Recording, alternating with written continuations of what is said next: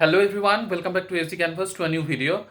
তো বিহারে এস্টেট এবং বিহারে বিপিএসসি টিআরির 4.0 এই নিয়ে ছাত্রছাত্রীদের মধ্যে একটা দ্বন্দ্ব রয়েইছে, খুব স্বাভাবিক।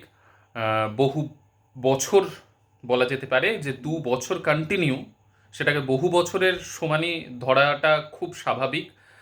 স্টুডেন্টদের প্রতীক্ষা নিয়ে একটা খেলাই চলছে বলা যেতে পারে।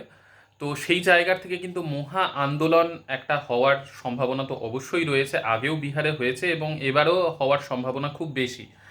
এবং আজকের থেকে এস্টেট 2026-এর কিন্তু form fill up already start হয়ে গিয়েছে। অনেকেই রয়েছে যারা আগের বার স্টেট পেপার 1 দিয়েছে, পেপার 2 দেয়নি, পেপার 2 দিয়েছে, পেপার 1 দেয়নি, এরকম প্রচুর ক্যান্ডিডেট রয়েছে। অনেকেই আমাকে কল করেছে, তাদের জন্য রাস্তা খুলে গেল, তারা অবশ্যই স্টেটের ফর্ম ফিল আপ করবে এবং দেবে। অনেকে এরকমও রয়েছে বেঙ্গলি অনার্স, কিন্তু বেঙ্গলিতে সিট নেই, আমাকে ফোন করছে, দাদা আমার পাশে হিস্ট্রি, পলিটিক্যাল সায়েন্স বা জিওগ্রাফি, পলিটিক্যাল সায়েন্স বা এইরকম টাইপের কম্বিনেশন রয়েছে, তারাও ফর্ম ফিল আপ করবে যাতে তারা সোশ্যাল সায়েন্সের জন্য অ্যাপ্লাই করতে পারে। তো এইরকমও অনেকের রয়েছে, তারা অ্যাপ্লাই করবে এবং তারা স্টেট 2026 কোয়ালিফাই করে টিআরই 4.0-তে বসবে, খুব স্বাভাবিক। কিন্তু ব্যাপার হচ্ছে, এই যেই সময় টিআরই 4.0 এর নোটিফিকেশান আসার কথা, সেই সময় চলে আসলো এস্টেটের নোটিফিকেশান এবং এস্টেটের ফর্ম ফিল আপ স্টার্ট হয়ে গেল, যেই সময়টায় টিআরই 4.0 এর ফর্ম ফিল আপ শুরু হওয়াটা খুব স্বাভাবিক ছিল।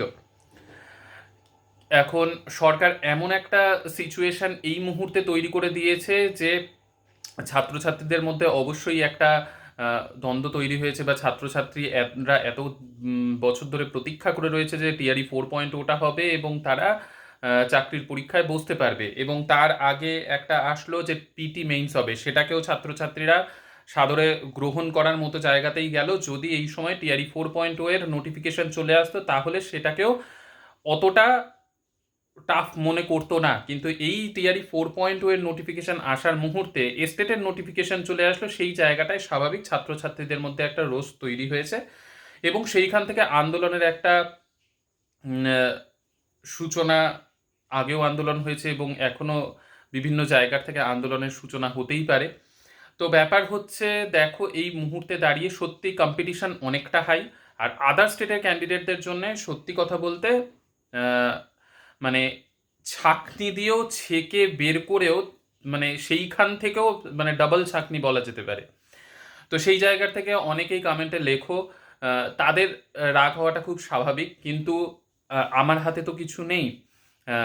সরকার যা করছে সেটার উপর ভিত্তি করেই আমাদেরকে চলতে হচ্ছে। মাঝখানে টিআরই 3-তে অনেকেই চলে এসেছে, যারা জানতো না, অনেকেই আমার ভিডিও দেখে অনেকেই টিআরই 3.0-তে চলে এসেছে, যারা 6 to 8 পর্যন্ত সিটের দিয়ে।